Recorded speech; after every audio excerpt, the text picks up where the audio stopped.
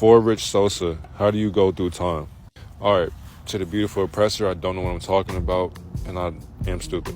To the beautiful deity, take everything I say with a grain of salt, do your own research, because this may go over your head, but I will try to explain this in the best way possible. So, let's get ready for class. All right, so when it comes to time, right, we got to understand that in our dimension, in this 3D realm, we consider time through a clock. So that's why we go by months, we go by hours, minutes, we go by days, weeks. Because if somebody came from a different portal, different dimension, they'll be like, what day is it here? We'll be like, it's Wednesday on, March 15th. But in their universe, in their time of retrospective, in their dimension, they'll be like, bro, it's like the year 5040. You know what I'm saying? They're in the future. But that's the thing though, like, you are living in the past, present, and future, and you're conscious in the present moment. That's all this is. So therefore, time is not something that we can fathom. We can't fathom time. Therefore, I could say all I want about time, but it won't make sense until you actually travel through dimensions. And what's crazy about going through time, you have to travel within your mind in different dimensions. That's the best way to access that capacity of what time would be. That is exactly why these aliens, these other beings, they come to portals through our world, through the ocean, through space, or whatever you want to call it. They come through these portals to fathom our time.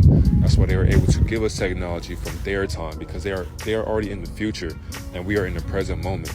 But they don't realize, well, we don't realize this shit, but yeah. Therefore, if you don't have alien technology, if you don't have government access to alien, portals, or like on some Rick and Morty shit, you're not going through time. Therefore, you'll be staying in this dimension unless you astral project or you astral travel. That's another way to go through time.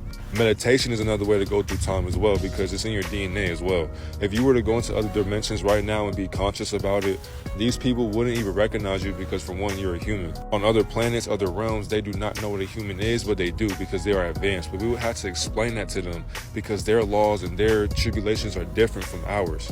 And they know that we are sky people, because they know that the beings that live in our world with us, they go and fuck with them other portals as well. That's why they don't fuck with us. They don't like us. So by explaining time, you can do DMT, shrooms, get high, sober, meditate. You can sleep and astral project and do this.